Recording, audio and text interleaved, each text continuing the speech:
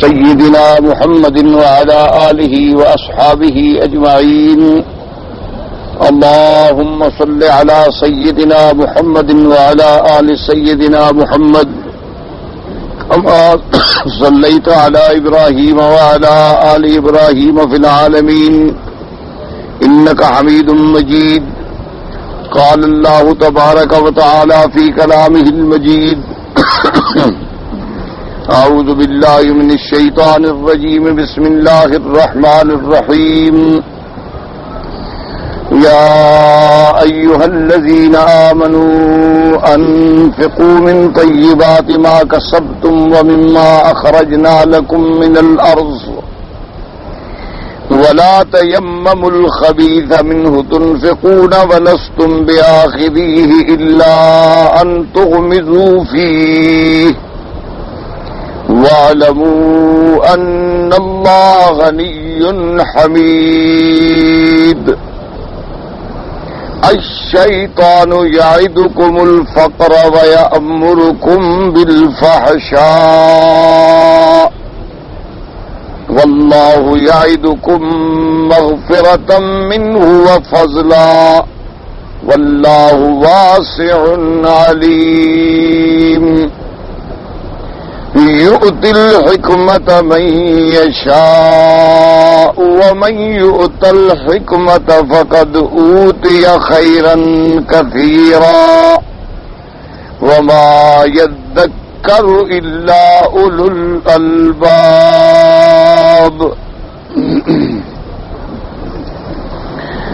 اللہ تبارک و تعالی نے قرآن مقدس کی ان آیات مبارکہ میں ارشاد فرمایا ہے کہ ایمان والو انفقوا من طیبات ما کسبتم، تم اللہ کے راستے میں خرچ کرو جو کمایا تم نے پاکیزہ چیزیں. وَمِمَّا أَخْرَجْنَا لَكُم مِّنَ الْأَرْضِ، اور جو ہم نے تمہارے لیے نکالی زمین میں سے نعمتیں. وَلَا تَيَمَّمُوا الْخَبِيثَ مِنْهُ تُنْفِقُونَ، اور نہ قصد کرو تم پلید چیز کا اس سے خرچ کرنے کا. وَلَسْتُمْ بِآخِذِي، اور تم سے اگر معاملہ ہو تو تم نہیں لینے والے مگر یہ کہ تم چشم پوشی کرو. اور جان لو اللہ تبارک و تعالی غنی ہیں اور وہی تمام حمد کے لائق اور سزاوار حمد ہیں. الشیطان یعدکم الفقر ویامرکم بالفحشاء، شیطان جو ہے تمہیں ڈراتا ہے فقر سے اور تمہیں کہتا ہے برائیوں کے بارے میں، حکم دیتا ہے تمہیں برائیوں کا. اللہ تبارک و تعالی تمہیں وعدہ فرماتے ہیں بخشش کا، اپنی طرف سے فضل کا. اللہ تبارک و تعالی نہایت ہی وسعت والے، علم والے. یؤتی الحکمت من یشاء، اللہ تبارک و تعالی دانائی اور سمجھ عطا فرماتی ہیں جس کو چاہتی ہیں. وَمَن یؤت الحکمت فقد اوتی خیرا کثیرا، جس کو دانائی ملی احکام شریعت کی اس کو بہت بڑی بھلائی ملی. وَمَا يَذَّكَّرُ إِلَّا أُولُو الْأَلْبَابِ، لیکن نہیں نصیحت پکڑتے وہ لوگ مگر وہ لوگ جو صاحب عقل ہیں، صاحب فہم و فرس. اب ان باتوں میں اللہ تبارک و تعالی نے ایک اور حکم فرمایا کہ ایمان والو تم اللہ کے راستے میں خرچ کرو، لیکن خرچ کرو پاکیزہ چیز، خالص مال حلال. طیب سے مراد جو ہوتا ہے یعنی حلال بھی ہو پسندیدہ بھی ہو. ایک تو لفظ ہوتا ہے نا مطلقاً حلال اور اس کے مقابلے پر ہے حرام. ایک لفظ ہوتا ہے طیب جس کے مقابلے پر ہے خبیث. تو علماء کرام نے فرمایا کہ حلال میں تو یہ ہوتا ہے نا کہ ایک چیز حلال ہے ایک حرام ہے. اب ضروری نہیں ہے کہ ہر حلال جو ہے وہ ہر انسان کو پسند بھی آتا ہو. بعض چیزیں حلال ہیں لیکن آدمی کی پسند نہیں ہوتی. کتنی چیزیں ہیں، بعض سبزیاں ہیں، بعض گوشت ہیں، بعض ثمرات ہیں، بعض فواکہات ہیں، بعض خضروات ہیں. ایک آدمی کو پسند ہے دوسرے کو پسند نہیں ہے. لیکن جب طیب چیز کا لفظ استعمال کیا جائے طیب کا، تو اس کے معنی میں یہ ہوتا ہے کہ حلال بھی ہو پسندیدہ بھی ہو۔ یعنی تم اللہ کے راستے میں جب خرچ کرو تو کیا مطلب؟ دیکھو کہ جو چیز حلال بھی ہے، یعنی تیرا ملک ہے، خالص حرام نہیں ہے، اور پھر یہ ہے کہ وہ تمہیں پسند بھی ہے، اعلیٰ سے اعلیٰ چیز ہے، تمہاری محبوب چیز ہے، پسندیدہ چیز ہے، وہ اللہ کے راستے میں خرچ کرو۔ جیسے کہ حضور صلی اللہ علیہ وعلی آلہ وصحابہ وسلم تسلیما کثیرا کثیرا کے صحابی تھے، حضور کی خدمت میں آئے کہ یا رسول اللہ صلی اللہ علیہ وسلم، میں اللہ کے راستے میں خرچ کرنا چاہتا ہوں، میرے پاس 2 باغ ہیں۔ حضور نے فرمایا سارا تم خرچ نہ کرو، یہ معنی بھی نہیں ہوتا کہ سب کچھ جو ہے بندہ لٹا دے اور خود اور اس کے بچے محتاج رہیں، یہ بھی شریعت حکم نہیں دیتی۔ اسی لیے حکم ہے کہ اگر کوئی انسان اپنی جائیداد میں، اپنے مال میں سے خیرات کرنا چاہتا ہے، اللہ کے راستے میں لگانا چاہتا ہے، تو جب صحابی نے حضور پاک سے پوچھا کہ یا رسول اللہ صلی اللہ علیہ وسلم، مجھے اللہ نے بہت مال دیا ہے، میں چاہتا ہوں اللہ کے راستے میں سارا خیرات کر دوں، فرمایا نہ، خبردار سارا نہ کرو۔ اس نے کہا حضور النصف، چلو مجھے آپ اجازت فرمائیں کہ آدھا مال جو ہے وہ میں اپنے بچوں کے لیے، ورثاء کے لیے چھوڑتا ہوں، اور آدھا مال جو ہے میں اللہ کے راستے میں خرچ کرتا ہوں۔ فرمایا لا، نہیں، آدھا بھی نہ۔ تو اس نے کہا حضور میں اللہ کے راستے میں پھر تیسرا حصہ مال کا خرچ کروں؟ فرمایا الثلث والثلث کثیر، کہ تیسرا حصہ چلو تمہیں اجازت ہے، لیکن تیسرا بھی بہت زیادہ ہے۔ لہذا حکم یہ ہے کہ آدمی اللہ کے راستے میں خرچ کرے، لیکن خرچ کرنے کا معنی وہ رہبانیت نہ ہو عیسائیوں والی کہ جی ہم نے سب کچھ چھوڑ دیا اور جنگلوں میں جا کے بیٹھ گئے، پہاڑوں میں جا کے بیٹھ گئے، غاروں میں جا کے بیٹھ گئے، جی ہم تو راہب ہیں، زاہد ہیں، ہم نے دنیا کو طلاق دے دی ہے، نہ ہم شادی کریں گے، نہ لوگوں میں رہیں گے، نہ اچھا کھائیں گے، نہ پیئیں گے، ہمیشہ سادہ اور موٹے کپڑے پہن کے جنگلوں میں زندگی گزاریں گے۔ یہ اسلام اس کا مخالف، لا رہبانیت فی الاسلام، اسلام اس کی اجازت نہیں دیتا۔ اسلام کا تو بلکہ یہ حکم ہے کہ اللہ نے اگر تمہیں مال دیا ہے، نعمت دی ہے، دولت دی ہے، تو اس کا اثر نعمت جو ہے وہ بھی تمہارے بدن پر ظاہر ہو، تم اپنے آپ کو بھی اچھا رکھو، لباس میں، کھانے میں، پینے میں، اپنے بچوں پر خرچ کرو، اہل و عیال پہ خرچ کرو، اور جب تمہیں موت آئے تو اپنے بچوں کو مسکین اور فقیر بھیک مانگنے والا بنا کے نہ چھوڑ جاؤ، کچھ کوشش کرو کہ ان کے لیے اتنا چھوڑ جاؤ کہ تیرے بعد محتاج نہ ہو۔ اب ایک صحابی نے کہا حضور میرے 2 باغ ہیں، ان میں سے میں، چلو آپ فرماتی ہیں تو ایک بات خرچ کرتا ہوں اللہ کے راستے میں، تو آپ نے فرمایا اچھا ایک باغ کا سر؟ اس نے کہا حضور مجھے پھر جو سب سے پسندیدہ باغ ہے نا، جس میں 600 درخت ہیں، وہ میں اللہ کے راستے میں خرچ کرتا ہوں۔ تو اس لیے حکم ہوتا ہے کہ اللہ کے راستے میں خرچ کریں۔ سب سے پہلی بات یہ یاد رکھیں کہ خیرات کرنے میں نیت خالص ہو اللہ کے لیے۔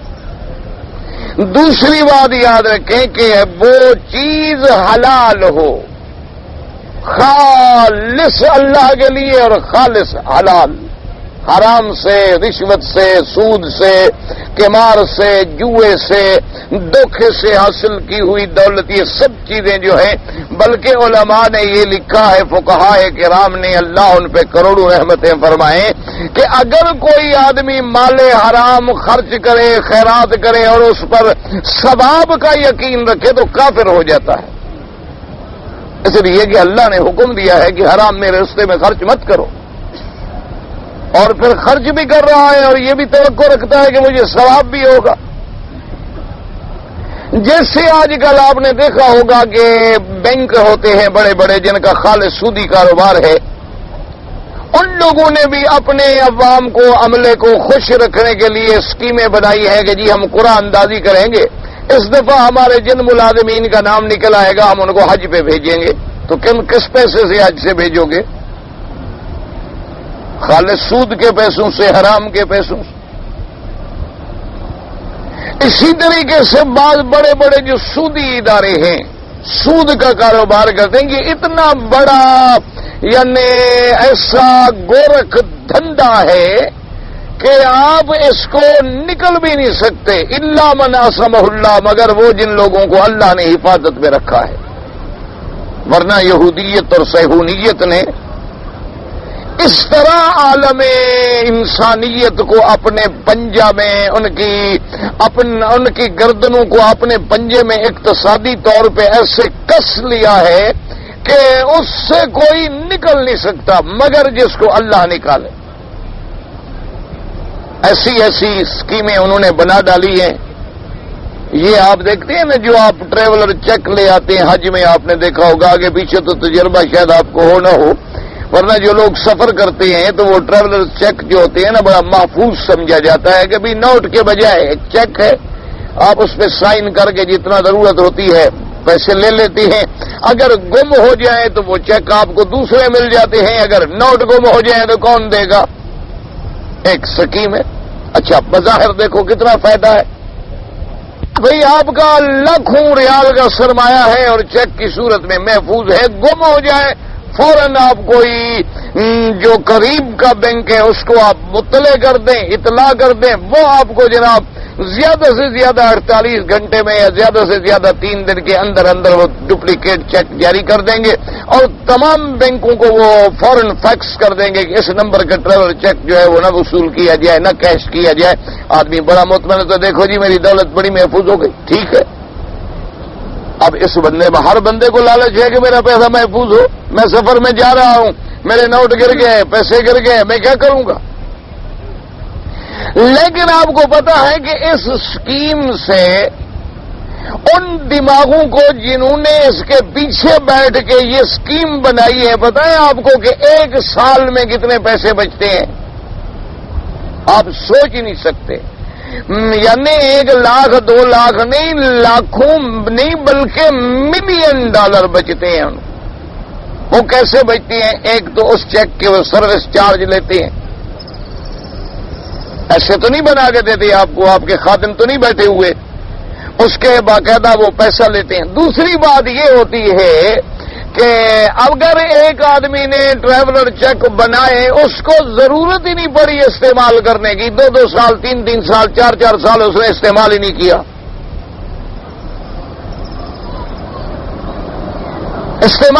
آیا اس کا اتفاق یہ ہوا کہ اب مکے میں پہنچا حج پہ مثلاً، جو باقی اس کے پاس پیسے تھے وہ پورے ہو گئے، ضرورت ہی نہیں پڑی کیش کرانے کی، اس نے رکھ دیے، چھوڑ دیے کہ چلو بھیا آئندہ سفر میں کام آ جائیں گے۔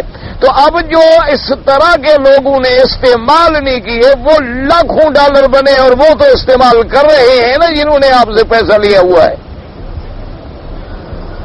وہ تو پیسے کو گھر رکھ میں نہیں بیٹھے ہوئے کہ بھی محفوظ تالے میں لگا کے رکھا ہوا ہے کہ صاحب کب مانگے گا، وہ اس کو اپنے استعمال میں نہ رہے۔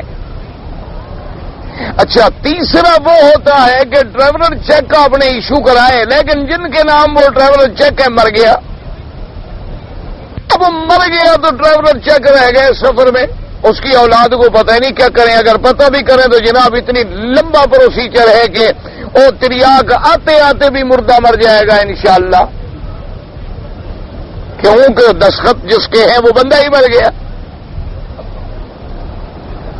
تو اس طرح سے، اچھا اسی طرح انہوں نے اب اس کے علاوہ ایک اور راستہ نکال دیا، کارڈ بنا کے دے دیے کہ جی یہ فلاں کارڈ ہے، یہ سلور کارڈ ہے، یہ گولڈن کارڈ ہے، یہ ماسٹر کارڈ ہے، یہ جناب جی ایم کارڈ ہے، یہ ویسا کارڈ ہے، یہ فلانا کارڈ ہے۔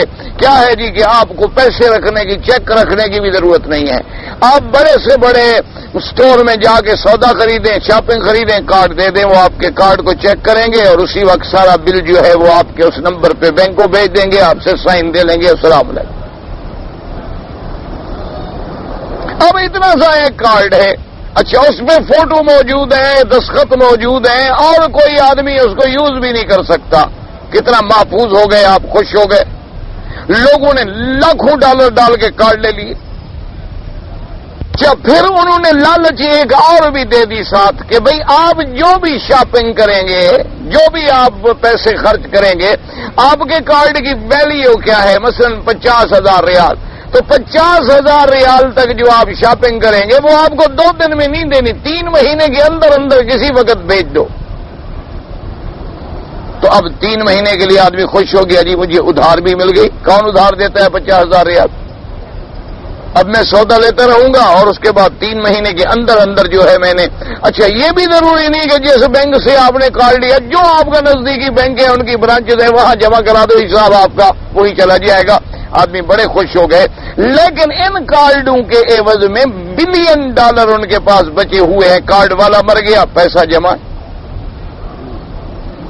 اور وہ یہ سارا پیسہ جو ہے نا جی $بلین اس قسم کے جو بنتے ہیں، پتہ ہے وہ کہاں خرچ کرتے ہیں؟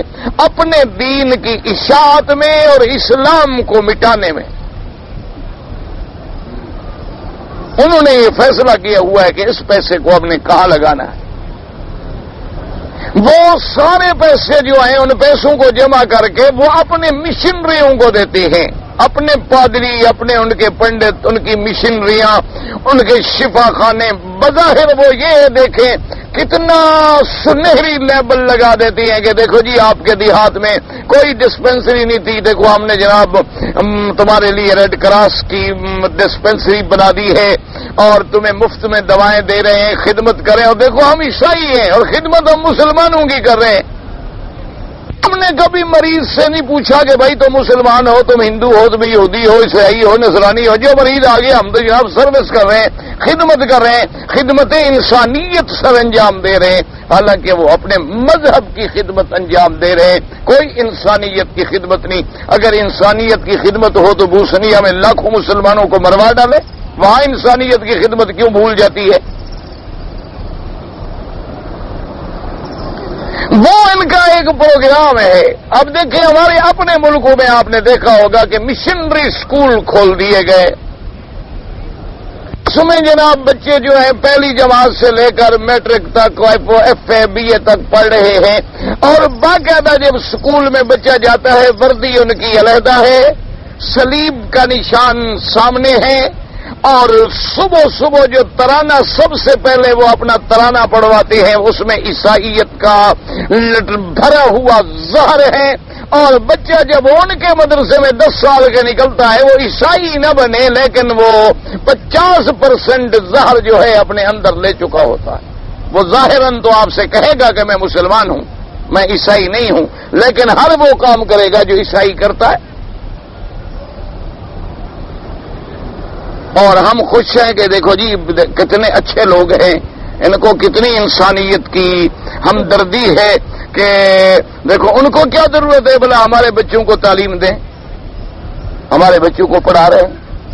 اس لیے ہمیشہ یاد رکھیں کہ یہ جتنے سودی کاروبار ہیں، یہ جتنے ربا کے معاملات ہیں، یہ جتنے بینکوں کے معاملات ہیں، یہ تمہاری فلاح کے لیے نہیں ہیں بلکہ تمہاری بربادیوں کے لیے ہیں، کہ چند آدمی جو اوپر بیٹھے ہوئے ہیں ساری دنیا کے مال کو جمع کر کے اس کی کریم جو ہے وہ کھا رہے ہیں، اور بچا کھوچا دودھ کبھی تمہیں بھی کوئی قطرہ مل گیا، کبھی اس کو بھی مل گیا، کبھی اس کو بھی مل گیا، ورنہ جو ہے اصل جو ہے وہ ان کے دماغوں میں، ان کی تجوریوں میں جا رہا ہے۔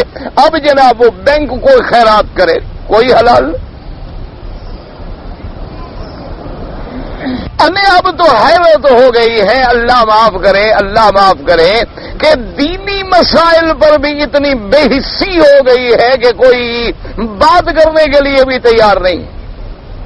ہر آدمی کہتا ہے چھوڑو جی، چھوڑو ان باتوں کو، بینک ہیں مدت سے چلتے ہیں، تو آخر بینک جب چلے گا تو سروس چارج تو لے گا نا جی، کیا سود وود ہے؟ وہ سود حضور صلی اللہ علیہ وسلم کے زمانے میں جو تھا وہ سود حرام ہے، جیسے مہاجن سود لیتا تھا، ہندو سود لیتا تھا، یا اسی قسم کے سود جو ہے، یہ تو سود ہے ہی نہیں، یہ تو بالکل پاک صاف ستھرا خالص حلال ہے۔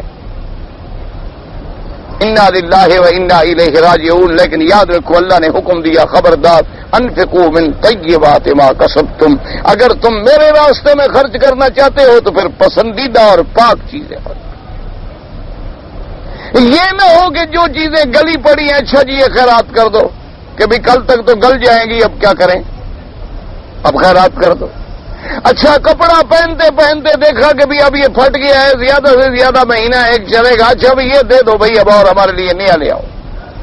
نہ یا ایھا الذین آمنوا انفقوا من طیبات ما کسبتم ومما اخرجنا لکم من الارض، اور جو کچھ ہم نے تمہارے لیے زمینوں سے نکالا، اس میں اشارہ بھی کر دیا کہ اگر میں زمین سے نہ نکالوں تو پھر کون نکالے گا؟ اگر میں تیرے فصل برباد کر دوں تو پھر کہاں سے فصل آئے گا؟ اگر میں زمین کے اندر تیرے بیج بھی جلا ڈالوں اور کوئی چیز باہر نہ نکلے تو میں نے اگایا ہے تو میرے اگایا ہوا، میرا نکالا ہوا تو میرے راستے میں خرچ کرو۔ اور پھر اللہ نے آگے مثال دی، پہلے طیب کا ذکر کر کے مقابلے پہ خبیث آیا۔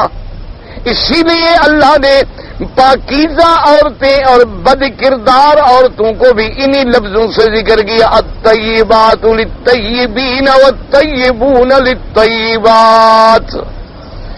اللہ نے فرمایا پاکیزہ عورتیں جو ہیں پاکیزہ مردوں کے لیے، جن عورتوں کو کبھی کسی نے ہاتھ نہیں لگایا، وہ ان مردوں کے لیے جن مردوں نے بھی کبھی حرام کی نظر کسی غیر عورت پہ نہیں ڈالی۔ فرمایا والخبیثات للخبیثین، اور اسی طرح بد کردار عورتیں، خبیث عورتیں جو ہیں خبیث مردوں کے لیے۔ کیا معنی؟ یعنی ایسے ہوتا ہے ان کی تمنا، ویسے کبھی کبھی وہ حالات کے اعتبار سے تو الٹ بھی ہو جاتا ہے۔ جیسے اللہ نے فرمایا کہ زانی مرد جو ہے وہ نہیں پسند کرتا مگر زانیہ عورت کو۔ ایک آدمی عیاش ہے، زانی ہے، وہ کہے گا مجھے عیاش عورت ملے۔ اسی طرح کو الزانیۃ لا ینکحها الا زان او مشرک، اور اسی طرح جو زانیہ عورت ہے وہ بھی چاہے گی کہ مجھے کوئی عیاش آدمی ملے، عیاش مرد ملے۔ کیوں؟ مجھے کوئی شریف آدمی ملے گا تو وہ تو میرے خواہشات کو پورا ہی نہیں کر سکتا۔ یعنی یہ دونوں کی ایک تمنا ہے، ورنہ کبھی یہ بھی ہو جاتا ہے اچھے لوگوں کے گھر میں گندی عورتیں آ گئی اور گندے لوگوں کے گھروں میں اچھی عورتیں آ گئی، یہ بھی ہوتا ہے۔ کئی لوگ ہیں بیچارے بڑے اچھے لوگ ہیں، صالحین ہیں، تہجد گزار ہیں، شب بیدار ہیں، گھر میں بے حیا عورت آ گئی۔ اچھا کئی عورتیں بیچاری بڑی پاک باز، ماشاءاللہ دیندار، تہجد گزار، شب بیدار، لیکن جہاں رشتہ ہوا وہ مرد جو ہے وہ پرلے درجے کا خبیث ہے۔ تو یہ ہو جانا علیحدہ بات ہے۔ اللہ نے بیان کیا ہے کہ خواہش ان کی ایسے ہوتی ہے کہ پاک باز کو چاہتا ہے، خبیث کو چاہتا ہے۔ تو اب اللہ سے بڑا پاک کوئی ہے؟ سب سے پاک ذات کون ہے؟ اسی لیے آپ ہر جگہ کہتے ہیں نا سبحانک اللہم وبحمدک، آپ کہتے ہیں سبحان ربی العظیم، آپ کہتے ہیں سبحان ربی الاعلی۔ یہ تسبیح کا معنی کیا ہوتا ہے؟ اعتراف کرتی ہیں کہ اللہ تبارک و تعالی ہر اس صفت سے جو نقصان والی ہو پاک ہے۔ تو جب اللہ پاک ہے تو فرمایا میں تیرا پلید خیرات کیسے قبول کروں؟ جب میں پاک ہوں تو میں قبول بھی تو پاک کروں گا۔ جب اللہ کی ذات پاک ہے تم اس کے راستے میں جو خیرات کرو تو وہ بھی تو پاک ہوگی تو پاک قبول کرے گا۔ وہ مسئلہ مشہور ہے نا کہ ایک مولوی صاحب کو کسی نے آ کے ایک بکری کا بچہ تھا، کوئی کسی کا گم ہو گیا، وہ پکڑ کے لے آیا مدرسے میں۔ اس نے مولوی سے کہا کہ جی یہ بکری کا بچہ ہے تو یہ کہیں سے گم ہوا، پتہ نہیں کس کا ہے، راستے میں مجھے مل گیا۔ میں نے کہا کوئی جنگل میں بگیاڑ کھا جائے گا، کوئی اس کو جنگل میں جانور کھا جائے گا، اس سے تو بہتر ہے کہ کسی مسلمان کے پیٹ میں چلے جائے۔ تو میں لے آیا اور صاحب نے کہا کہ بھئی ہم تو نہیں لیتے، کیا پتہ کس کا ہے، کیا پتہ کس کا ہے، تمہارا تو ہے نہیں، تم تو راستے میں پکڑ کے لے، اللہ جانے چوری کا ہے کیسا ہے، ہم کیسے لے لیں۔ تو ساتھ میں کوئی پولیس والا ہمارا مہربان بھی بیٹھا تھا، اس نے کہا مولوی صاحب آپ نے اچھا کیا، آپ مجھے دے دیں، ویسے اگر آپ لیں گے نا یہ آپ کو تنگ کرے گا۔ صاحب کو سمجھ نہ آئی بات، نے کہا کیسے تنگ کرے گا؟ اس نے کہا جی جب آپ پیٹ میں بھیجیں گے تو آگے تو ہے کچھ نہیں، تو اکیلا بیچارہ باں کرتا پھرے گا۔ ادھر تو ماشاءاللہ اجر کے اجر کھڑے ہیں اندر، ادھر آ جائے گا مل جائے گا اپنا خوش رہے گا بھاگتا رہے گا، پہلے بھی تو کھڑے ہیں نا اندر۔ تو اس نے کہا حضرت آپ یہ ہمیں ہی دے دیں کیونکہ آپ پہلے سے ماشاءاللہ ہمارے پاس سب کچھ ہے، تو یہ بھی اپنی جماعت سے آگے مل کے بڑا خوش رہے گا، اور آپ کے پیٹ میں پہلے سے کوئی حرام کا نہ چور ہے نہ بکرا ہے نہ بکری ہے نہ کچھ، اکیلا بیچارہ وہاں باں باں کرے گا، آپ کو نماز بھی نہیں پڑھنے دے گا، خام خام چھوڑیں باقی ہمیں دے دیں، اس کے مستحق جو ہیں ہم لوگ ہیں۔ تو اس لیے ہمیشہ یاد رکھیں۔ اب آگے اللہ نے کتنی پیاری بات فرمایا، وَلَا تَيَمَّمُوا الْخَبِيثَ، فرمایا ارادہ بھی نہ کرو پلید چیزوں کا میرے راستے میں دینے کا، ارادہ بھی نہ کرو، قصد بھی نہ کرو۔ ایک تو ہے دینا، فرمایا دینا تو دینا، تم پلید چیز کے بارے میں قصد بھی نہ کرو، اور آگے فرمایا منہ تنفقون، تم گندی چیزوں کو میرے راستے میں خرچ کرتے ہو، ذرا یہ تو غور کرو کہ تمہیں اگر کوئی گندی چیز دے تو تم قبول کرتے ہو؟ فرمایا تمہیں اگر کوئی آدمی سڑی پڑی چیز آ کے دے دے تو کہتے چھوڑے یار یہ گل گئی آپ لے آئے ہو چلے جاؤ، تمہیں کوئی کھجور دے اور کیڑے پڑے ہوں تم لیتے ہو، تم اگر کوئی بے شرع کرو، تم کوئی سودا کرو، تم کوئی کپڑا خریدو اور کپڑا پھٹا ہوا ہو کہتے جی یار یہ دھوکہ کر رہے ہمارے ساتھ، لے جاؤ ہم نہیں لیتے۔ ہاں یہ علیحدہ بات ہے کہ کوئی چشم پوشی کر کے گندی چیز بھول بھال کے لے لے، یہ تو علیحدہ بات ہے، ورنہ فرمایا تم اپنے لیے تو گندی چیزیں نہیں لیتے ہو، خدا کے لیے گندی چیزیں بیچتے ہو۔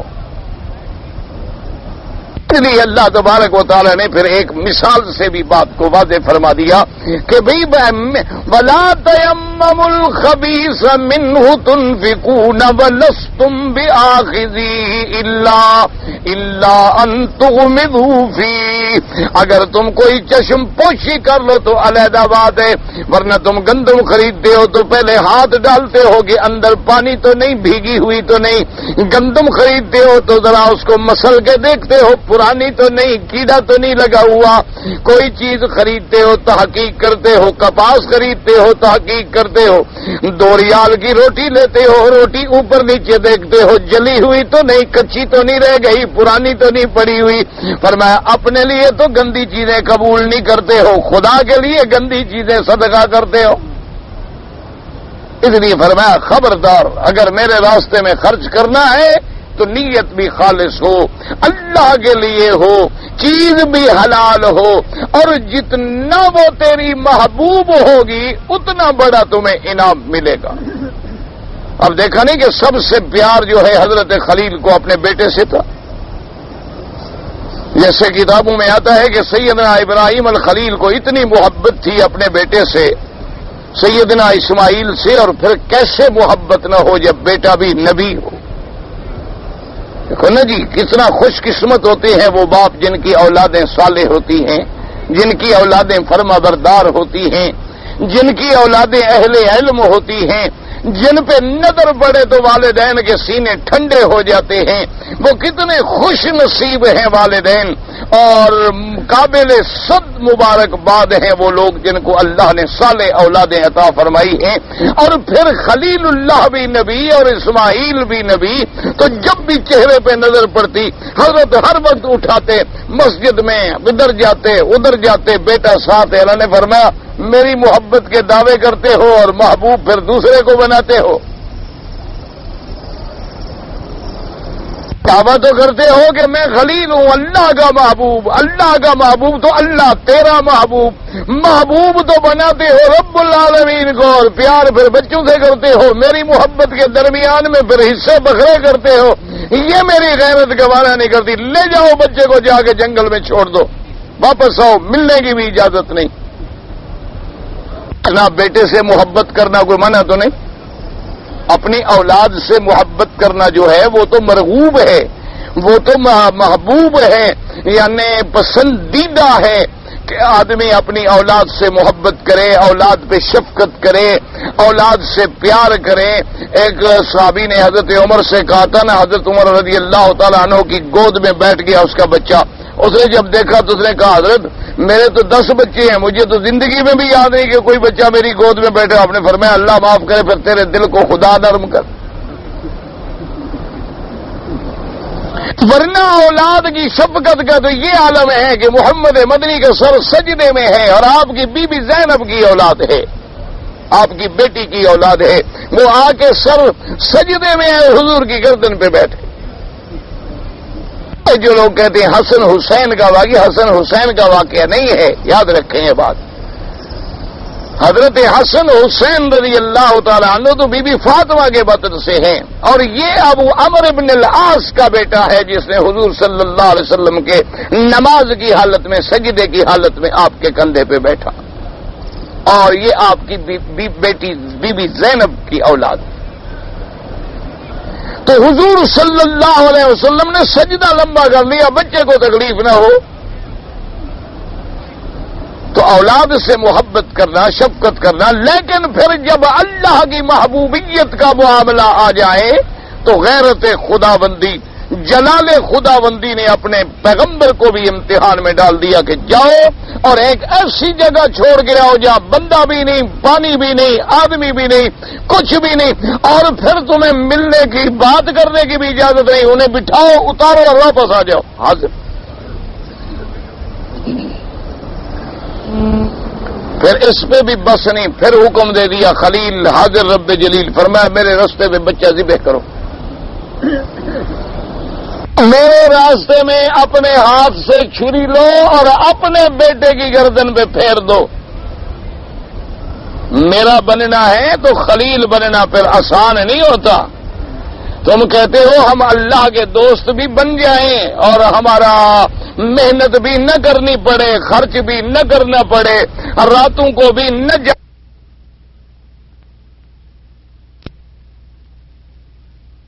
چھری لے کے چل پڑے، بیٹے کو لٹا دیا، بسم اللہ۔ لمبا واقعہ ہے، 1000 دفعہ سن چکے، پڑھ چکے۔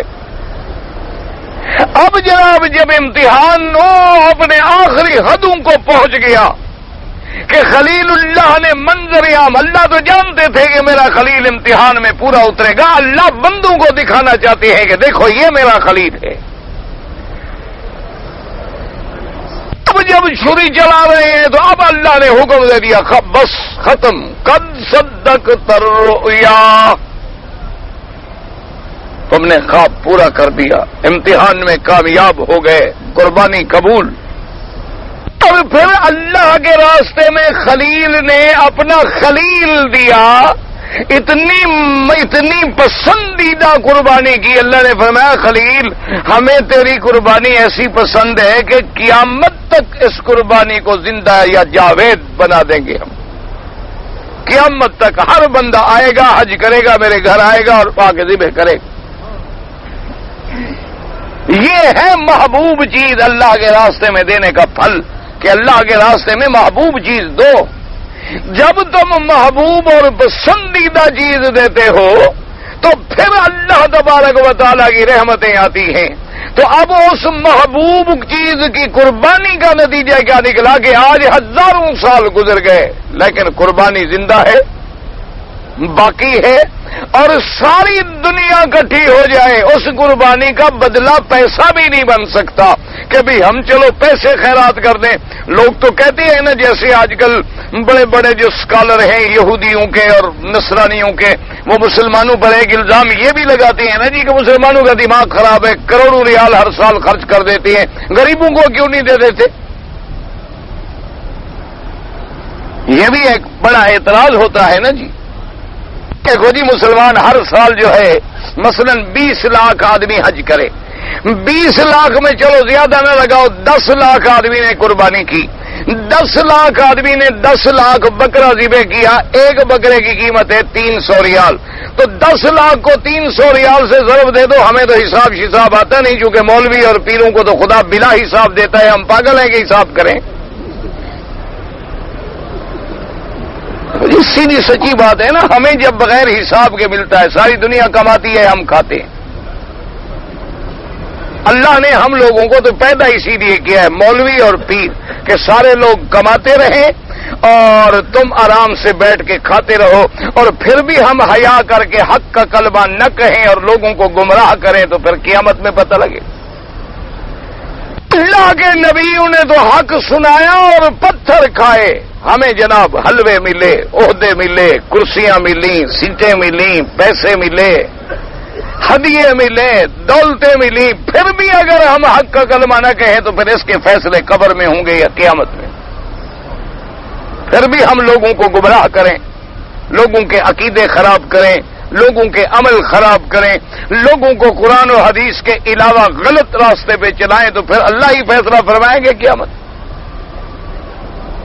تو اس لیے وہ کہتے ہیں دیکھو جی مسلمانوں کا دماغ خراب ہو گیا ہے کہ کروڑوں ڈالر جو ہے ہر سال تباہ کر دیتے ہیں، اس کے بجائے یہ پیسے اکٹھے کر کے غریبوں کو دے دیں اور مسکینوں کو دے دیں، ان کو زیادہ فائدہ ہو جائے گا. دیکھو کتنا ان کو ہمارے ہمدردی ہے غریبوں کی. تم جو پورے سال میں شراب پہ خرچ کرتے ہو اس کا بھی کبھی حساب کیا ہے؟ تم جتنا شراب پہ خرچ کرتے ہو ایک سال میں، سگریٹ پہ خرچ کرتے ہو ایک سال میں، تم بھی بند کر دو اور غریبوں کو دے دو، کتنا بڑا فائدہ ہوگا، کتنا بڑا ثواب ہوگا. ادھر تو دماغ نہیں جاتا. تم جو دنیا کے لیے مہلک ہتھیار بنا رہے ہو کہ بس بٹن پہ ہاتھ رکھو اور پورے شہر کے شہر اڑ جائیں، اور اس پہ تم بلین ڈالر خرچ کر رہے ہو، پاگل ہو گئے ہو. غریبوں کو دے دو، وہ شہر آباد ہو جائیں گے، تیرے تابع ہو جائیں گے. گولی مارنے کی کیا ضرورت ہے؟ مقصد تو بندے کو تابع کرنا ہے نا. خرید لو لوگوں کو پیسوں سے، ضرورت کیا ہے ہلاک کرنے کی؟ تم نے اس کو تو کبھی نہیں سوچا. مسلمانوں کی قربانی بیچاروں کے دماغ میں بڑی اٹکی ہوئی. حالانکہ وہ یہ نہیں سمجھتے. یاد رکھو انسان کے بدن میں دو چیزیں ہیں، ایک یہ جسہ ہے، ایک اندر روح ہے. ایک جسد ہے اور ایک روح ہے. تو جسد کی خیرات الگ ہوتی ہے اور روح کی خیرات الگ ہوتی ہے. اللہ نے ہمارے لیے جو صدقات کا حکم دیا ہے کہ ہماری بدن کا بھی صدقہ بنے، اور ایک دو جگہ ایسی معین کر دی کہ روح والی چیز ذبح کرو تاکہ تیرے روح کا بھی تو کوئی صدقہ بنے، اس کے لیے بھی تو کوئی چیز صدقے کے قائم بنے. چونکہ تیرے روح کی حفاظت ہے تو روح والی چیز ذبح کرو. کیونکہ اصل قربانی کیا تھی؟ وہ تو سیدنا خلیل تھا اسماعیل علیہ السلام، تو وہ روح انسانی تھا، اس کو اللہ نے بچا لیا. وَفَدَيْنَاهُ بِذِبْحٍ عَظِيمٍ، اس کے بدلے میں اللہ نے اس کو رکھا. تو جب یہ اس قربانی کے عوض ہے تو اس کی قیمت ہو ہی نہیں سکتی. کوئی لاکھوں ریال لگا لے تم اسماعیل کے روح کی قیمت لگا سکتے ہو؟ تم اس کا بدل بنا سکتے ہو؟ سوال ہی پیدا نہیں ہوتا. تو جو قربانی کے فلسفے کو نہیں سمجھتا اس کو تو یہ بات عقل میں نہیں آئے گی. ہاں باقی یہ بات علیحدہ ہے کہ بھی ہمارا گوشت ضائع نہ ہو، اس کے لیے اہتمام کیا جائے. شریعت کا تو یہ حکم ہے کہ انتظام کرو، اہتمام کرو. اسلام نے تو یہ نہیں کہا کہ پھینک دو. اسلام نے تو حصے رکھے ہیں کہ اپنی قربانی میں سے تیسرا حصہ تم اپنے بچوں کے لیے بھی لا سکتے ہو، اور باقی جو ہے تم خیرات کرو. اور اب تو خیر الحمدللہ اللہ اس حکومت کو جزائے خیر عطا فرمائے، انہوں نے انتظام بھی کر دیا ہے. اللہ کی بڑی مہربانی ہے کہ فوراً ہوائی جہازوں پہ بھیجا جاتا ہے اور پھر اہتمام کرتے ہیں کہ بھئی یہ قربانی کا بکرا ہے، یہ دم شکر ہے، یہ دم کران ہے، اور یہ دم جبر ہے، اور یہ مطلقاً صدقہ ہے، اور یہ ویسے قربانی ہے سالانہ اضحیہ ہے. سب کو اس کے حساب کے مطابق، جس کو جلدی تقسیم کرنا ہے فوراً بھیج دیتے ہیں، اور جس کو بعد میں تقسیم کیا جا سکتا ہے وہ بعد میں بھیجتے رہتے ہیں تاکہ مسلمانوں کی کوئی چیز جو ہے وہ ضائع نہ ہو جائے. اس کو باقاعدہ تقسیم کرتے ہیں. اور آپ نے دیکھا ہوگا کہ جس فارم ہوتے ہیں قربانی کے اس میں بھی تفصیل ہوتی ہے کہ آپ کی ہدی ہے، اضحیہ ہے، دم کران ہے، دم جبر ہے، کیا چیز ہے وضاحت کریں تاکہ اس کے ساتھ معاملہ اسی طرح کا کیا جائے. اب تو الحمدللہ اللہ کی مہربانی ہے اور ہر سال زیادہ سے زیادہ انتظامات ہو رہے ہیں اور مزید بھی ہو جائیں گے. تو اس لیے شریعت نے ہمیں حکم دیا کہ اللہ نے فرمایا میرے بندے کہ جب تو اپنے لیے تو غلط چیز نہیں لیتا، میرے لیے کیسے خرچ کرتا ہے. اور آگے فرما دیا واللہ غنی، واللہ غنی وَاعْلَمُوا أَنَّ اللَّهَ غَنِيٌّ حَمِيدٌ. اور اللہ نے فرما دیا یاد رکھو یہ بھی جان لو کہ مجھے تمہاری خیرات کرنے کی ضرورت ہے، فرمایا ضرورت اس کو ہو جو فقیر ہو، میں تو ایسا غنی ہوں کہ ساری دنیا میرے دروازے کی فقیر ہے، میں تو ایسا غنی ہوں کہ ساری کائنات میرے دروازے کی محتاج ہے، مجھے کیا ضرورت ہے تیری خیرات کی؟ تیری خیرات ظاہراً بھی تیرے پاس ہے، کیوں؟ اللہ تو کھانے سے بھی پاک، پینے سے بھی پاک، تم جو بکرا ذبح کرو گے، چاول پکاؤ گے، گوشت پکاؤ گے، اللہ تو پاک ہے، اب کھائیں گے بھی تیرے بھائی، بظاہر بھی تیرے بھائیوں کے پیٹ میں جا رہا ہے، اور قیامت میں ثواب بھی تمہیں مل رہا ہے، مجھے تو ضرورت ہی نہیں ہے۔ اور میں یہ بھی جان لو کہ میں نے جو تمہیں حکم دیا ہے کہ میرے راستے میں خیرات کرو، اس کا کوئی مجھے فائدہ نہیں، یہ نہیں کہ میرے خزانے میں کچھ پیسے کم ہو گئے ہیں تو میں نے کوئی ٹریولر سکیم نکالی ہے، میرے خزانے میں کوئی کمی ہو گئی ہے تو ہم نے کوئی ایک نیا انعامی بانڈ نکال دیے ہیں، انعامی قرآن اندازیاں نکال دی ہیں کہ اس طرح طرح سودا بک جائے، اسٹور میں پڑا ہے خراب ہو جائے گا، پر میں نانا وَاعْلَمُوا جان لو ان اللہ غنی حمید، اللہ غنی بھی ہے حمید بھی ہے، حمید مانا تمام حمد کے مستحق لائق بھی وہ ہے اور اسی کی ذات ہے، اگر تم میرے راستے میں خرچ نہیں کرو گے من شیء الا یسبح بحمدہ، کائنات کا ذرہ ذرہ میری تسبیح و تحمید کر رہا ہے، مجھے کیا فرق پڑے گا؟ مجھے کیا فرق پڑے گا؟ میں نے تو حکم تمہارے لیے دیا ہے۔ اب اگلے بات میں فرماتے ہیں کہ اچھا بعض آدمی خرچ کرتے ہیں بعض نہیں کرتے، بعض صدقہ کرتے ہیں بعض صدقہ نہیں کرتے،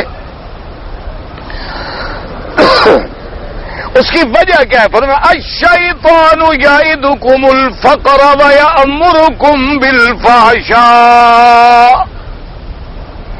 فرمایا شیطان تیرے دماغ میں تمہیں ڈراتا ہے کہ او بے وقوف آدمی، تم نے بڑی مشکل سے مہینے کے بعد 1000 ریال تمہیں تنخواہ ملی ہے، یہ مولویوں کے چکر میں آ کے تم جو 200 ریال خرچہ کر رہے ہو خرید کر رہے ہو، باقی 800 بچا نا، اور بے وقوف آدمی 200 مہینے کا گیا، سال میں 2400 ریال تو یہ کیا، تو خام خواہ ان مولویوں کے چکر میں پڑ گیا، یہ تو ایسے روز تمہیں سناتے خیرات کرو خیرات کرو خیرات کرو، تمہیں بے وقوف بنا رہے ہیں، پاگل بنا رہے ہیں، تمہیں بھوکا کرنا چاہتے ہیں، وہ تو اپنی جیبیں بھرنا چاہتے ہیں، اور وہ ڈراتا ہے اسی طرح تم کرتے رہے، بس تم نے کر لیا، بس ختم ہو گئے، تم بھی بھوکے مرو گے۔ شیطان دماغوں میں ڈالتا ہے ڈر، اور اس کے بجائے تم 1000 ریال میں سے 200 خیرات کرنے کے بجائے 1000 ریال جا کے تم بینک میں ڈال دو جہاں میرے اپنے بیٹھے ہوئے ہیں، اس میں جب تم ڈالو گے تو میں تمہیں جناب سال کے بعد جو ہے اور 700 ریال دے دوں گا، تمہارے 1700 بن جائیں گے، خیرات میں تمہارے نقصان ہو گیا، سود میں تمہارا بڑھ گیا، دیکھو اس سے بڑا کوئی خیر خواہ ہے؟ اور پھر میں نے ہر جگہ بینک کھلوا دیے ہیں اور وہاں سب میری ذریت بیٹھی ہے، کام کر رہی ہے، میرے بڑے وفادار ہیں، میرے حکم پہ چلتے ہیں۔ اس لیے اللہ نے فرمایا کہ شیطان ان کو کیسے ڈراتا ہے، وَيَأْمُرُكُمْ بِالْفَحْشَاءِ، اور پھر وہ تمہیں برائیوں کا حکم دیتا ہے۔ کیا مانا؟ وہ کہتا ہے دیکھو بھائی بے وقوف آدمی، تم جو خام خواہ مثلاً ایک غریب آدمی کو تم نے 200 ریال دے دی، غریب تو کیا، تمہیں کیا ملا؟ تمہیں کیا ملا؟ تمہیں کوئی فائدہ ہوا؟ زیادہ سے زیادہ یہی ہوا نا، مولوی تمہیں کہہ دے گا کہ جی قیامت والے دن تمہیں ملے گا، پتہ نہیں قیامت کب آئے گی، کب مریں گے، کب اٹھیں گے نہیں اٹھیں گے، اور ایسے تم ایسا کرو، یہ 200 ریال جو ہے نا اس کے جانے کے بجائے 100 ریال کا شراب خریدو، 100 ریال کا شباب خریدو، ساری رات اپنا مزہ لو، کیوں خام خواہ مولوی کے کہنے پہ آگے بربادی کر رہے ہو بے وقوف آدمی؟ وَيَأْمُرُكُمْ بِالْفَحْشَاءِ، وہ تمہیں حکم فاحشہ، اسی لیے قرآن نے کہا وَلَا تَقْرَبُوا الزِّنَا إِنَّهُ كَانَ فَاحِشَةً وَسَاءَ سَبِيلًا، اور میں خبردار زنا کے قریب بھی مت جاؤ، کیوں؟ سب سے بڑی برائی ہے زنا، کہ جس سے نسب تبدیل ہو جائے، جس سے تمہارا آئلی سسٹم تبدیل ہو جائے، جس سے تمہارے گھروں میں اور حرمت کے حرام کے جراثیم کی پیدا ہو جائیں، اور جس میں ایک خاندان نہیں 2 خاندانوں کی عزت داؤ پہ لگ جائے. اور اس لیے اس سے بڑا فاحشہ کیا ہو سکتا ہے؟ اللہ نے فرمایا شیطان تمہیں فقر سے ڈراتا ہے, بھوک سے ڈراتا ہے کہ خیرات کرو گے بھوکے مر جاؤ گے, اللہ کے راستے میں دے دو گے تمہارے بچے بھیک مانگتے پھریں گے اور تم رل جاؤ گے. تمہیں فاحشہ کے حکم دیتی ہیں, لیکن اس کے مقابلے پر واللہ یعدکم مغفرۃ منہ وفضلا, اور فرمایا اللہ تمہیں وعدہ فرماتے ہیں کس بات کا کہ میرے بندے جب تم میرے راستے میں خرچ کرو گے میں تیرے گناہ معاف کر دوں گا, میں تمہاری بلائیں ٹال دوں گا, میں تمہاری مصیبتیں دور کر دوں گا, میں تمہاری بیماریاں رفع کر دوں گا. تم تو سوچ رہے ہو نا کہ 1000 میں سے 200 ریال خیرات کی تو 800 بچے, لیکن میں تمہیں بیماری مسلط کر دوں کہ تیرے 20,000 بیماری پہ لگ جائے, پھر کیا کرو گے؟ اور پھر تم گناہوں میں پڑو گے. اور اس کے بجائے میں تمہاری مغفرت کا وعدہ کرتا ہوں, اور مغفرت کے بعد زیادتی کا وعدہ کہ تم میرے راستے میں خیرات کرو میں تمہیں اور زیادہ دوں گا. اور پھر یہ ہے کہ وعدہ کرنے والا وہ ہے جس کا فضل بھی بڑا وسیع ہے, اور وعدہ کرنے والا وہ ہے جس کی صفت بھی علیم ہے. یہ نہیں کہ کوئی بندہ عرب میں خیرات کرے تو اللہ کو پتا ہے, اگر آپ کے ملک میں کرے تو پتا نہیں. جہاں کرے وہ جانتا ہے, جتنا کرے وہ جانتا ہے, تھوڑا کرے وہ جانتا ہے, زیادہ کرے وہ جانتا ہے. اس لیے فرمایا واللہ واسع علیم. اب دیکھیں, اسی سے اندازہ کریں کہ جو اللہ کے راستے میں خرچ کرتے ہیں انہوں نے کس کا اعتبار کیا؟ اللہ کے فرمان. اور جو نہیں کرتے انہوں نے کس کی بات مانی؟ شیطان کی. ایک طرف شیطانی قوت ہے, ایک طرف رحمانی قوت ہے. اب تمہاری مرضی ہے کہ تم رحمانی ٹولے میں شامل ہو جاؤ یا شیطانی ٹولے میں شامل ہو. اور آگے فرماتے ہیں اب یؤتی الحکمت من یشاء ومن یؤت الحکمت فقد اوتی خیرا کثیرا. اللہ فرماتے حکمت کا معنی ہوتا ہے دانائی, حکمت کا معنی ہوتا ہے گہرائی سے بات کو سمجھنا کہ اللہ کے فرامین میں اور شیطان کے وساوس میں فرق کر کے حق پر پہنچنے کی جو سمجھ ہے وہ حکمت ہے. وہ حکمت ہے. کیوں؟ بظاہر تو آدمی کو لگتا ہے نا کہ جی ہم نے 100 ریال خیرات کیا 1000 میں, باقی بچ گئے 900. اگر ہم نے 1000 دیا سود پہ تو ہمارے بن گئے 1100, تو وہاں 100 بڑھ گیا یہاں 100 کم ہو گیا. لیکن حکمت کہتی ہے نہ, یہ 100 کم نہیں ہو گیا, یہ تو اصل پیسہ ہے جو محفوظ ہو گیا اللہ کے خزانے میں, اور مجھے اس کا ملے گا 700 گنا, مجھے اس کا ملے گا 1,00,000 گنا, مجھے اس کا ملے گا. اور اس وقت ملے گا جب میرے پلے میں کچھ نہیں ہوگا, میں محتاج ہوں گا. اور ظاہراً دنیا میں بھی اللہ اس میں برکتیں دے گا. تو اس بات کو سمجھنا جو ہے وہ حکمت ہے, اور حکمت جس کو ملتی ہے اس کو سب سے بڑی بھلائی مل گئی. لیکن فرمایا وما یتذکر الا اولو الالباب. میرے قرآن سے, میری نصیحتوں سے, میرے فرمان سے نصیحت نہیں پکڑتے مگر جو عقل والے ہیں, جن کا عقل ہے اور جنہوں نے اپنا عقل شراب میں, شباب میں, کباب میں ضائع کر دیا ہے. وہ شیطان کی ذریت بن گئے ہیں, شیطان کے وساوس کا شکار ہو چکے ہیں. انہیں میرا قرآن سمجھ ہی نہیں آ سکتا. ان کو لاکھ سمجھاتے رہو, کہیں گے نہیں جناب سود کے بغیر تو کوئی انڈسٹری چل ہی نہیں سکتی. آپ کیا کہتے ہیں کہ مسلمان پیچھے رہ جائیں؟ ہم انڈسٹری جو نہیں لگائیں گے تو جب ہمارے پاس صنعت نہیں ہوگی, انڈسٹری نہیں ہوگی, ملیں نہیں ہوں گی, کارخانے نہیں ہوں گے, ایکسپورٹ امپورٹ نہیں ہوگا, تو ہمارے ملک ترقی کیسے کریں گے؟ اور یہ بغیر سود کے جناب ہو نہیں سکتا. تو پھر ملک کیسے ترقی کریں گے؟ خلفائے راشدین کے زمانے میں کیسے ترقی کی؟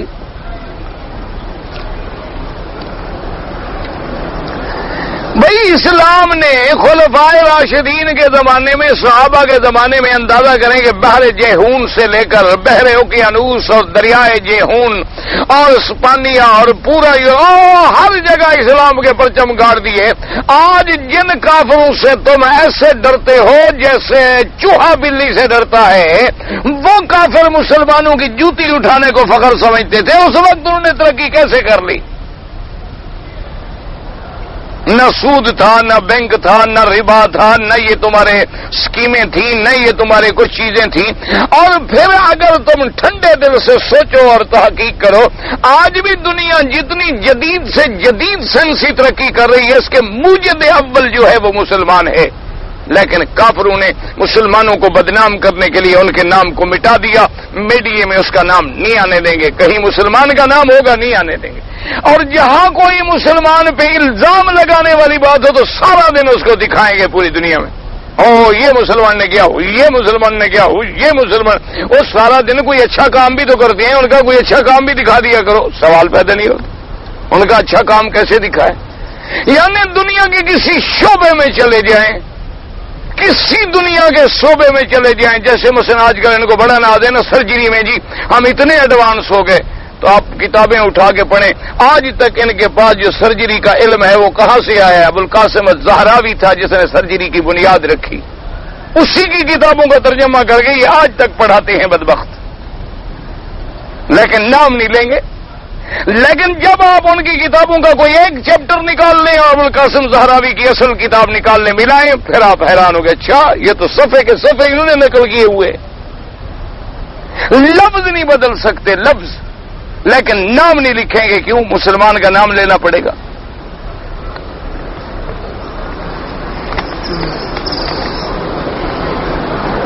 کہتا ہے جی میں نے 15 ستمبر کو مسجد عائشہ سے عمرے کی نیت کی, احرام باندھا, طواف بھی کیا, صفا مروہ نہیں کیا, حلق بھی نہیں کیا. ماشاءاللہ. تو باقی کیا کیا؟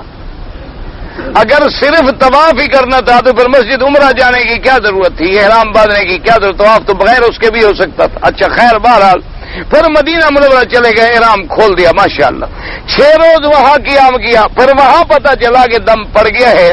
اس 6 دن کے دوران میں بیوی سے بھی مباشرت کی, لہذا دم کی تفصیل سے آگاہ کریں. بالکل اگر جناب دم پڑ گیا, اگر تم دونوں نے احرام باندھا تھا تو 2 دم پڑ گئے, ایک تم پر ایک بیوی پر, اور دونوں عمرہ بھی قضا کرو کہ عمرہ تم نے درمیان میں توڑ دیا, فاسد کر دیا, ادا نہیں کیا. وہ تم دونوں کے ذمہ عمرہ بھی موجود ہے. سمجھ آ گئی؟ ایک بکری اپنی دے دو, ایک بیوی کی, اور دونوں عمرہ بھی قضا کرو. مدینہ منورہ سے جو ہم نے بڑا عمرہ کیا وہ تو ویسے تم نے کرنا تھا, وہ تو اس کی قضا نہیں بنتا, وہ تو میقات ہے, وہاں سے بغیر احرام کے تم آ ہی نہیں سکتے. وہ جو تم نے عمرہ کیا وہ علیحدہ ہے. جو پہلا عمرہ تم نے ضائع کیا ہے اس کے بدلے میں قضا کرو.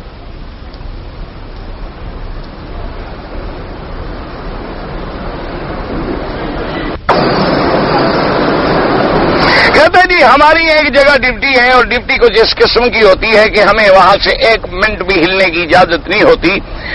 مشینری پر ایسی کوئی خاص ڈیوٹی ہے تو 12 گھنٹے کی ہماری ڈیوٹی ہوتی ہے, اور جب جمعہ آ جاتا ہے تو ہمیں اجازت نہیں ہوتی کہ ہم مشین کو چھوڑ سکیں. تو بعد میں پھر ہم ظہر ادا کرتے ہیں, ٹھیک ہے, لیکن وہ ظہر جو ہے ہم جماعت سے پڑھتے ہیں تو لوگ اعتراض کرتے ہیں, غلط اعتراض کرتے ہیں, جماعت سے پڑھا کرو. اعتراض کرتے ہیں بیوقوف ہے. اگر آدمی کا جمعہ چلا گیا اب ظہر پڑے گا, لیکن وہ 2 ہیں, 3 ہیں, 4 ہیں, جب جماعت موجود ہے تو جماعت کریں تاکہ تمہاری جماعت کی فضیلت سے تو محروم نہ ہو جاؤ. جو اعتراض کرتے ہیں نا وہ بیچارے بس ایسے اعتراض کرتے رہتے ہیں.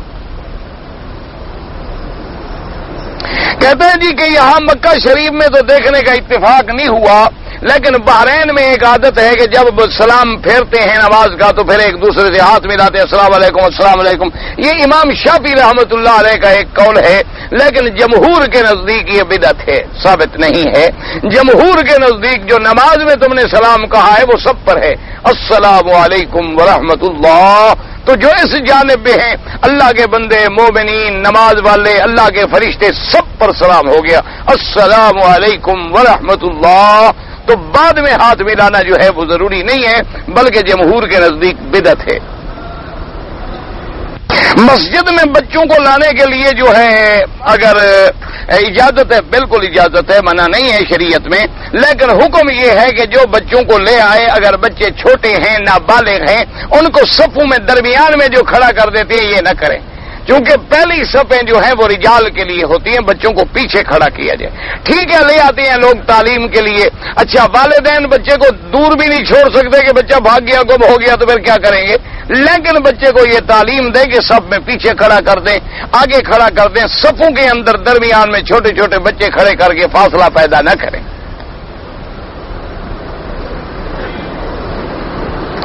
کہتے ہیں جی مغرب کی نماز کے بعد جو 2 رکعت پڑھتے ہیں یہ حضور کی سنت ہے. ہاں روایت میں آتا ہے حدیث مبارک میں کہ بین کل آذانین صلاۃ, کہ کہ ہر 2 اذانوں کے درمیان میں نماز ہے، یعنی ایک اذان اور ایک تکبیر، تو یہ 2 اذانیں ہو گئی، تو اس کے درمیان میں سنت، اب ظہر ہے تو پڑھیں گے، فجر ہے تو پڑھیں گے، عصر سے پہلے بھی سنت پڑھنا جو ہے وہ مؤکدہ نہیں لیکن سنت ہے، تو اس طرح مغرب کی اذان کے بعد بھی 2 رکعت پڑھی جاتی ہے، وہ سنت ہے۔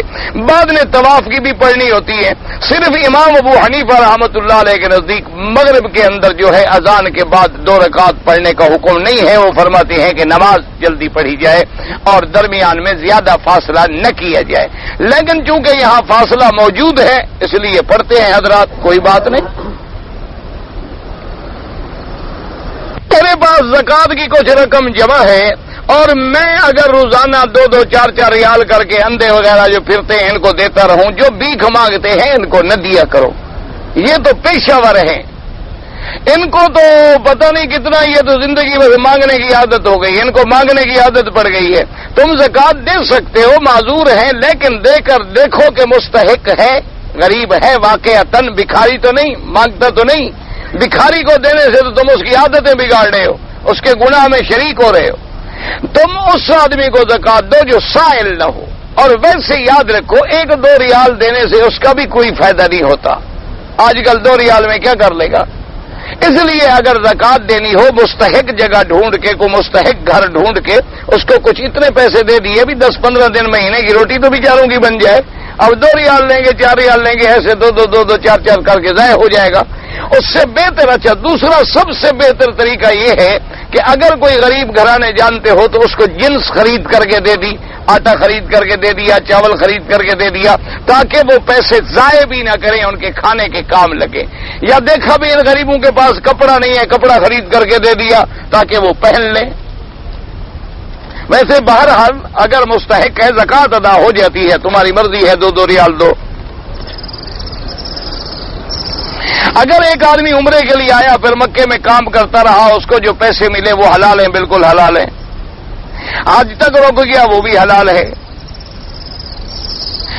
کعبہ شریف میں حجر اسود کے علاوہ کسی جگہ بوسہ لینے کا حکم نہیں۔ رفع یدین جو ہے بالکل حدیثوں میں موجود ہے، جو لوگ کرتے ہیں ان پہ اعتراض نہ کریں، جو نہیں کرتے ان کے، جو نہیں پڑھتا مہربانی کر کے اس پہ زور لگاؤ، اس کو نمازی بناؤ، جو پڑھ رہے ہیں شکر کرو، الحمدللہ سب کی نمازیں ٹھیک ہیں۔ بے اولاد کے لیے دعا کہ اللہ پاک جس کی اولاد نہیں ان کو اولاد صالح عطا فرمائے، اور جن کی اولادیں ہیں اللہ ان کو صالح فرمائے۔ ویسے جو قرآن کی دعائیں ہیں نا، رب هب لي من لدنك ذرية طيبة انك سميع الدعاء، ربنا هب لنا من ازواجنا وذرياتنا قرة اعين واجعلنا للمتقين اماما، یہ قرآن کی دعائیں مانگا کرو زیادہ، کیونکہ ان دعاؤں میں جو برکت اور اثر ہے وہ کسی چیز میں نہیں، جو اللہ کے قرآن میں ہے یا حضور کی حدیث میں جو دعائیں ہیں نا، اس سے بڑا وظیفہ کوئی نہیں، اس سے بڑا ایسا اثر ہوتا ہے لیکن یقین ہو، مانگنے کے لیے یقین ہو۔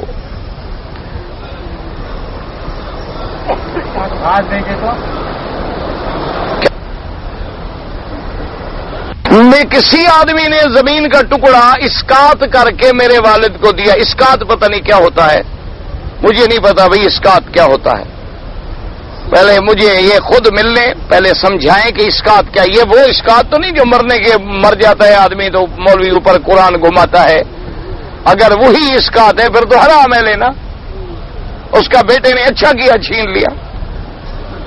اگر کوئی اور مسئلہ ہے اسکات کا جو میں نہیں جانتا تو مجھے مل کے پوچھو۔ کہتا ہے جی کہ اگر گلاس بڑا ہے اور 3 سانس میں آدمی ختم نہ کر سکے تو کوئی ضروری نہیں، مقصد ہوتا ہے کم از کم 3 سانس نکالنا سنت ہے، یعنی ایک ہی دفعہ میں نہ پی جاؤ۔ یہ نہیں کہ اگر بڑا گلاس ہے یا پانی بہت زیادہ ٹھنڈا ہے آدمی تھوڑا تھوڑا کر کے پیتا رہتا ہے، یا چائے ہے گرم ہے تو اب 3 سانس میں پیو تمہارا جل جاؤ، یہ کہاں لکھا ہوا ہے؟ اسی طرح تم نے سمجھا نا ماشاء اللہ، اللہ کی رحمت ہو جائے گی۔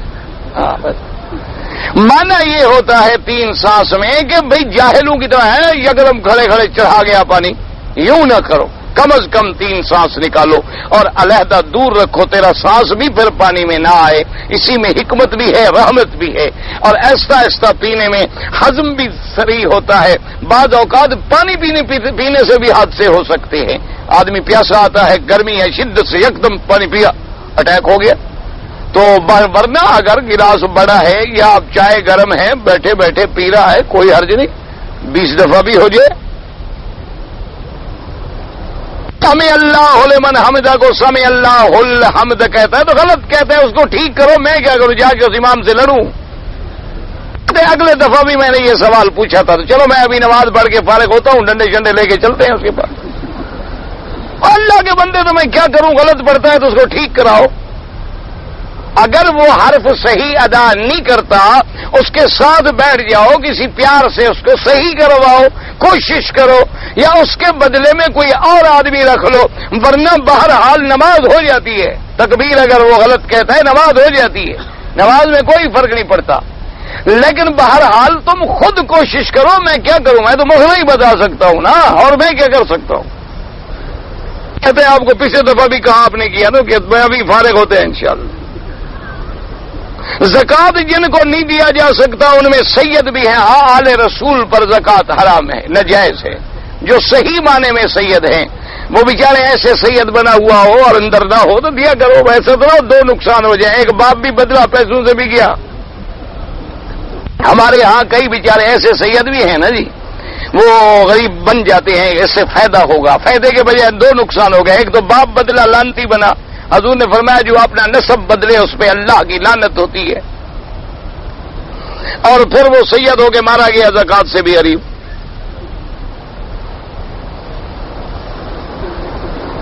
اللہ نے فرمایا مردہ مردہ ہے، بالکل ٹھیک ہے. حدیث ہے کہ مردہ جب نیک وقت ہوتا ہے مردہ بولتا ہے جلدی قبر لے جاؤ، تو مردہ جو جب مردہ ہے تو کون بلواتا ہے اس کو؟ یہ زبان کیا ہے؟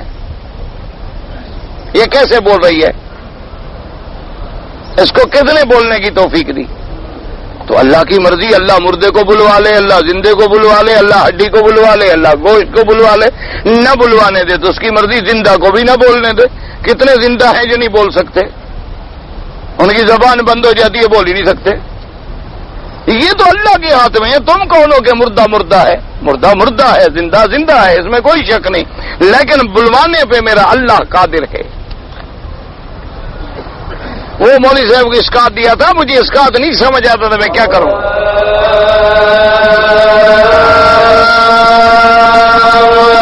اللہ صلی اللہ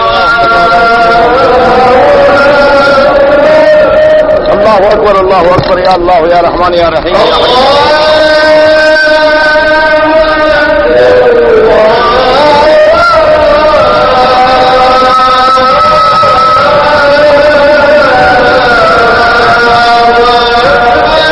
اللہ اکبر اللہ اکبر اللہ